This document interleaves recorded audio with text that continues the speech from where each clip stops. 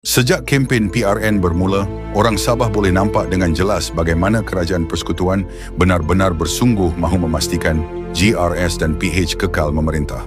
PMX turun Sabah berkali-kali, umum pelbagai janji, pelbagai projek dan hampir seluruh jentera pusat dihantar masuk ke Sabah.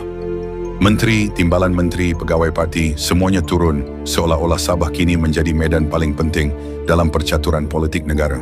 Kenapa sampai tahap itu? Sebab Sabah bukan negeri kecil dalam permainan politik Malaysia.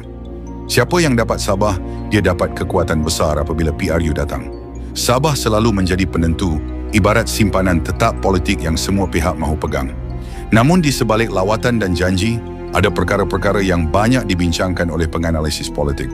Contohnya, jika kerajaan negeri sehaluan dengan kerajaan pusat, isu besar seperti MA63 lebih senang diurus mengikut rentak Kuala Lumpur.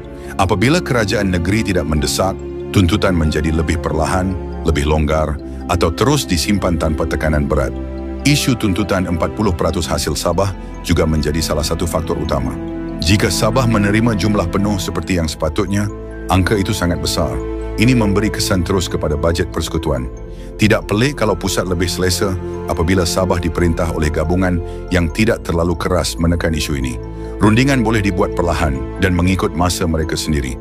Kemudian muncul pula persoalan tentang kawasan kira-kira 70,000 hektar yang pernah disebut dalam rakaman mesyuarat mineral. Kawasan sebesar itu bukan perkara kecil. Namun sehingga hari ini, rakyat masih tertanya-tanya apa sebenarnya berlaku. Apabila kerajaan negeri dan pusat berada di pihak yang sama, isu begini lebih mudah dikawal dan tidak selalu dijelaskan secara terbuka kepada rakyat. Semua ini membuatkan ramai orang Sabah mula sedar satu perkara yang sering disebut.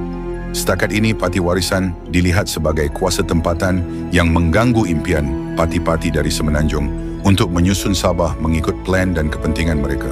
Selagi ada suara tempatan yang tidak ikut rentak pusat, selagi itu percaturan parti luar tidak berjalan dengan mudah. Kehadiran warisan menyebabkan mereka perlu mengira semula setiap langkah.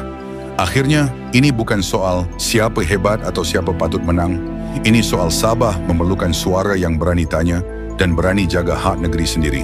Sabah tidak boleh selamanya ikut apa yang pusat mahu. Suara Sabah mesti datang daripada orang Sabah sendiri yang faham tanah ini, masyarakat ini dan masa depan negeri ini. Apapun perbezaan politik kita, tujuan akhirnya tetap sama, kita selamatkan Sabah.